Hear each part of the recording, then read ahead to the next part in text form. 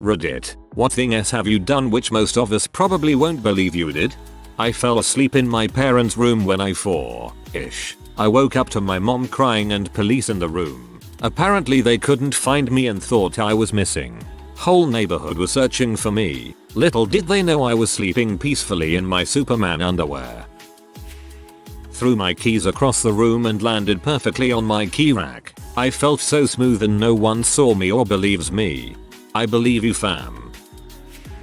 Watched a run of Bewitched with a burglar who broke into my house. I happened to take a weekday off when I heard someone knocking at the back door of my house in the morning. The backyard is fenced in, there's no reason for anyone to be back there. So I grabbed my pistol and waited outside the kitchen to see what happened. I heard the guy Jimmy open the door, so I walked around the corner and point my gun at him. He told me he was looking for his dog. I'm assuming that was the line he'd practiced when he knocked on my back door. I call the police and we sit in the living room waiting. It turns out Miss Manners does not provide etiquette tips for this particular situation. And not wishing to engage in small talk, I turn on the TV. Not much on in the morning. We wait 10 minutes and I call the police again. Wait another 10 minutes and call again. It turns out in the first 2 calls I must have been rather vague and the person taking the call thought I simply wanted to report a burglary. The 3rd call, I said I'm holding a gun on him. Would you please get someone here ASAP? About 5 squad cars showed up around 3 minutes later. A police officer told me that when the person taking the call repeated "you're holding a gun on him," everyone in the room leaped to their feet. When I was a teenager I fenced in Singapore and was ranked 16th nationally. There were only 17 girls competing. 1 dropped out due to illness. A friend and I found $500 at a dump, just on the ground in loose $100s. It was while we were helping a friend throw out their old stuff. Hey, it's me, your friend. You still owe me $250. During freshman year of college, I was hanging out on the ground floor of the dorm with some friends and one friend hailed an elevator and held the door for us to get in. While walking towards the elevator, I was swinging my carabiner, that had my keys around my finger and it slipped off. The keys went flying and went straight through the opening between the floor and the elevator without touching the ground. We fished it out with a straightened metal clothes hanger. Was in the lift once with someone who dropped his keys down that he didn't get them back though. They fell 13 floors. Freaked me out as I was only like 6 at the time. One time I accidentally gave directions to a guy that I later found out through a call by a detective after, who was actively on the run for an armed robbery that had just occurred. Oops. Banzai kamikaze skydiving. Basically, you throw your parachute out first and then have to chase after it. It's not as horrifying as it first sounds, because you are still tied to the parachute by a long cord. It's just difficult to pull it on and tighten it up properly while you're falling. 2 things, one significantly funnier than the other. A. I killed a fly with a hair tie by shooting it like an elastic. B. My incredibly inebriated friend made a piece of pizza straight up disappear. It was his birthday, so we make pizza at his place. He's a natural born cook, and get drunk as frick. He's not used to his alcohol, however, and gets way more plastered than me and my other friend who was there, who we'll call Lila. So basically he's almost passed out sitting on the kitchen floor. Me and Lila are discussing if we should call his parents. We do, but they won't be home for at least 45 minutes. Either one of them, the drunk one, we'll call Dirk, asks if we're still hungry. Nah Dirk, we're good, thanks though. Dirk doesn't believe us, so he chucks a piece of pizza at us, except it doesn't go at us. It goes in a parabola above us. Now Dirk's house had those curtains that sort of jut out from the wall a bit, by like an inch. Before the actual curtains lay, Dirk's pizza falls in the crack between the wall and the curtain mechanism, and to this day we have not freaking found it. Scored a bicycle kick in a soccer match. I used to be really good and now look at me. No one believed it, but it happened. During an intramural soccer game in which we were playing a team of Brazilian students, I did a Rabona pass and totally faked out the guy trying to take the ball away from me. Being an American who only played soccer for a couple years as a kid, this is one of my greatest sporting accomplishments. I go to college in a different state. I miss my dogs more than I miss my family. Once I missed my dogs so much that I gave 3 wolves in Minecraft a tour of my world and pretended they were my dogs. After 10 minutes of doing this I realized what a lunatic I had become and stopped. What a lunatic I had become and stopped. Don't worry, you were just the average Minecraft player. Taught a accuser princess that didn't speak any English, and I barely knew any Japanese, how to use an AK. So in college a good friend of mine, American, was in the international student club at school. So my friends and I would hang out with the international kids because their parties were fantastic. So we had a lot of international student friends, particularly Japanese. Turns out one of the girls is supposedly the daughter of a high-ranking accuser boss. Initially I think it's bulls. She's the sweetest girl, always bubbly, nice and polite. She never made this known to me, it was just known in the group. However, I asked some of the other Japanese kids about it and apparently she was in fact the daughter of a accuser boss and a few times had flown off the handle while angry and threatened to have people killed. Anyways, I would take them to the gun range since guns are basically illegal in Japan and they loved going. So one day accuser girl's younger sister flies in from Japan and is in town and they ask to go to the range while she's there. So I oblige them and teach this girl that doesn't speak English how to use my WASR-10 amongst other firearms. Vlaome. I was terminally ill. Nobody knew what it was. I came up positives for tons of viruses and STDs, including AIDS. They did their best to treat me. Got 1 month away from my organs failing and made a random recovery. Don't have even one of those problems anymore. They believed my body was developing an immunity but was shutting itself down because it had no clue how to be immune. I still have no clue. Basically don't believe it myself. I rigged up a canoe onto a zipline and rode in it with a buddy, and then rappelled out. We were wearing our PFDs and had paddles. I was with my, now ex-wife in a hotel in RI, and we were approaching the front desk to check out. Someone had spilled some M&Ms on the floor, and being a pair of Family Guy fans, I was making her laugh by going, "Oh, piece of candy. Oh, piece of candy." I had been looking at the candy on the ground and I looked up at the front desk. There he stood. Freaking James Woods. He had been watching and listening to me the whole time. He did not look pleased. If true, this might be the best.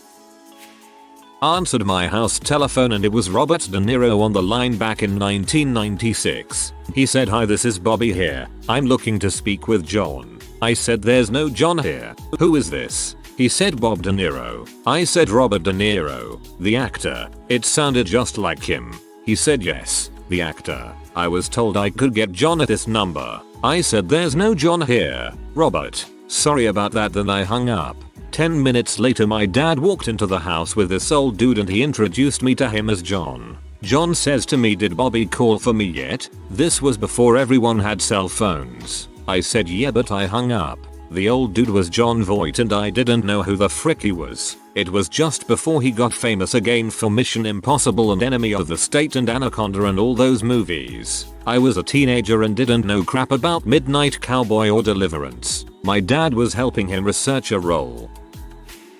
I knocked on David Cross tour bus in the alley behind the theater. I saw the show and I was disappointed that there was no merch after, so a friend and I just waited back there for the crowd to disperse and then I knocked. David freaking Cross opened the door and I said, "Feel free to say no, but I was hoping you would sign my jacket." He said, "Well, with balls that big." He came out and talked to my friend and I for about TWN minutes. It was amazing.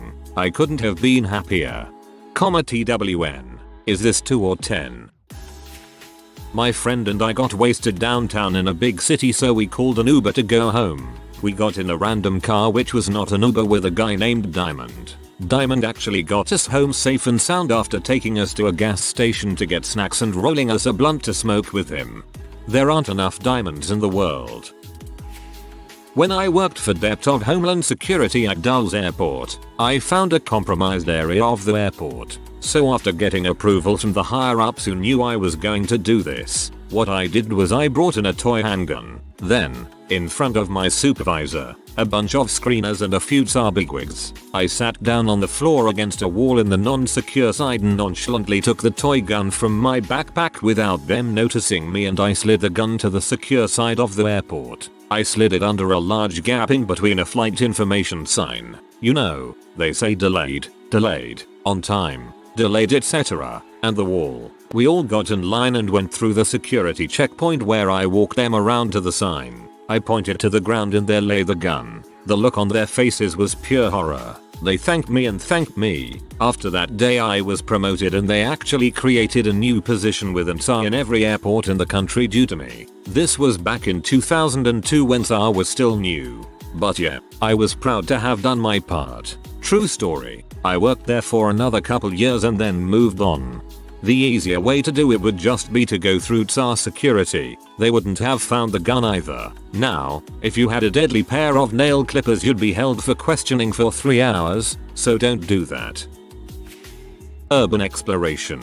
I break into derelict buildings and adventure down disused sewers and things. I could travel the entire length of the town I live in underground. I sometimes used to use the route to get to work before a massive flood the other summer ruined that. I still urban explore, though. Love it. Also found out that local councils pay people to live in abandoned hospitals and schools in places so long as they keep it in good condition and keep out trespassers. Found that out when I was chased from a derelict school by some drunk wielding a plank of wood. Nearly crapped myself. Motorbike cop pulled up next to me and challenged me to a street race early one morning. Ended up racing at 120 miles per hour down the motorway with him.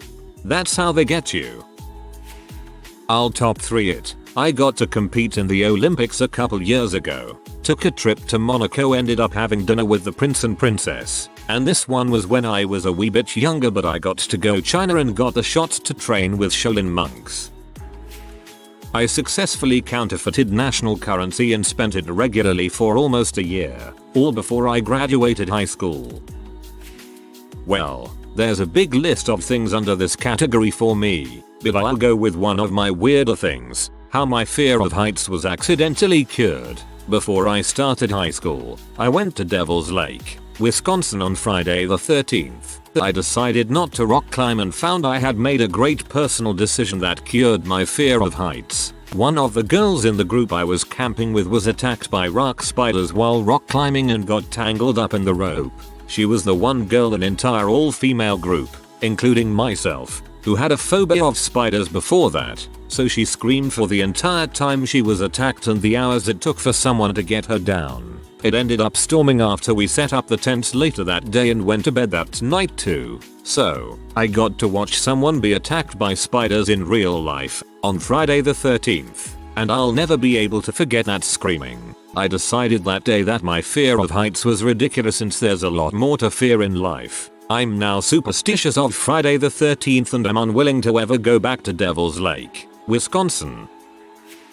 Had a foursome with 2 twins and their friend. No, it wasn't as amazing as you would think. I also had a friend say out loud words I was reading in my head. When I asked why the frick he just said those words, he said I don't know, they just popped into my head. My husband and I do this all the time. The word thing, I mean. Had an orgy at a mansion that could double as a castle in the Hamptons with a couple rich old guys and a few gorgeous young women.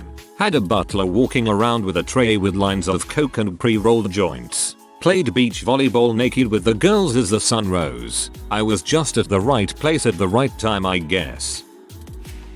I made $12k off a penny stock with a $3k investment within a 4-month window. Quit my job and traveled for 3 months through SE Asia all at the age of 2021. I made this investment while traveling through New Zealand. When I was younger, me and 4 of my friends were really drunk and went to eat at one of those shady gangster restaurants at 3 AM. Table of 15 started beaking us and words were exchanged. They jumped us. We won the fight. Badly. Ended up chasing them out of the restaurant. Not me, but my dad. When he first came to America, it was in the 90s and cell phones weren't used back then. Korea has a time difference of around 12 hours, so he called his family around 5 AM using a public payphone. There were some thugs that were hanging around in the area at the time, and they attempted to physically assault him, but he served in the South Korean military and his H2H training helped him fight off all of them. I never asked how many he fought, but I'm guessing several of them. He didn't have any weapons, which made it even more impressive. He said that he never went outside that early ever again in that part of town. Got lost at festival for about 12 hours. Literally could not find my tent. I got out of it in the dark to wee and had nothing with me. I'm naturally bad at direction, but there were so many tents the same. Wandered for about 12 hours, finally found my friends and they thought I hooked up. Wouldn't believe I just wandered for 12 hours. I was dehydrated and so exhausted.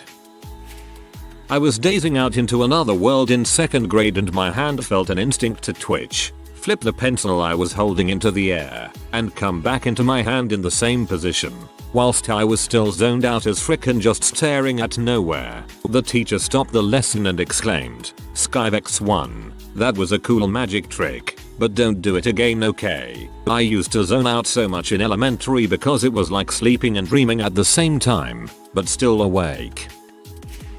Dated both royalty, a countess, and the niece of a president. I'm a fairly regular dude, normal built, zero fancy bloodline or big industry heirloom. Simply have good manners and am not afraid approaching people. I even have factual, undeniable proof for both. Actually still dating the president's niece, and hope it stays that way.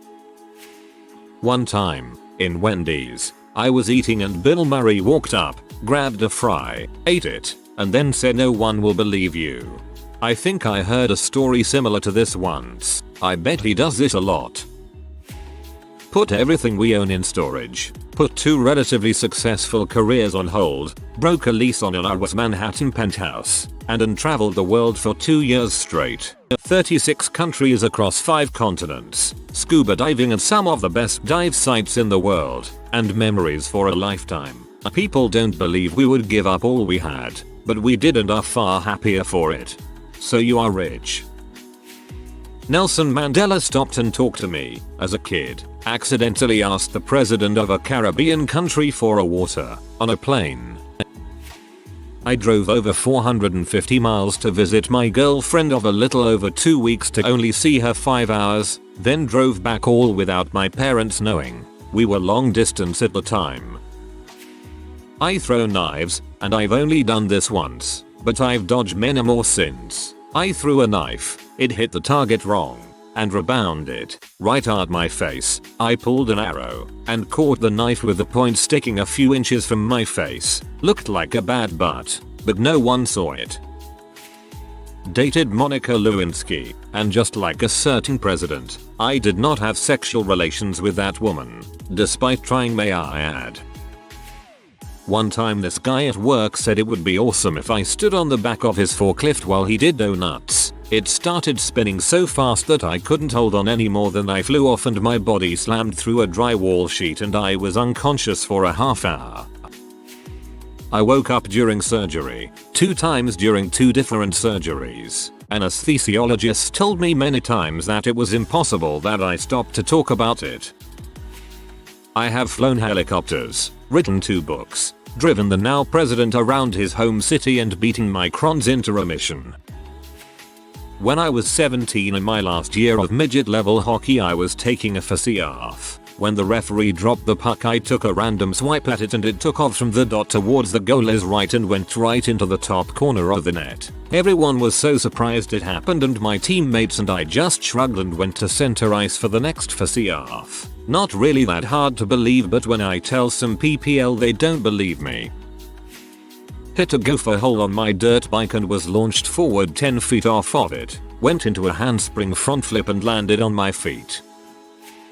Met and chatted casually with Scarlett Johansson and Cal Penn my freshman year of college. They came to our campus campaigning for Obama in 2007. He was with them, of course. It was obscenely cold outside. The speech was being given outdoors at night in mid-November and a friend of mine was in charge of organizing the event, so while they were waiting before it was going to happen, he took them somewhere inside out of the cold. I walked by where they were hanging out and sat down and talked with them. Biggest irony of this story is that my head was far in the sand when it came to movies, so I barely knew who ScarJo was. I decapitated a wasp with a post-it note once, and while calm as a samurai at that, certain individuals that were there that day will claim that it was an accidental consequence of me shrieking like a girl and frantically waving my hand at the thing, but these people are filthy liars and not to be trusted. If you are new to the channel, you can subscribe. I publish new videos every day. Until then, check another video.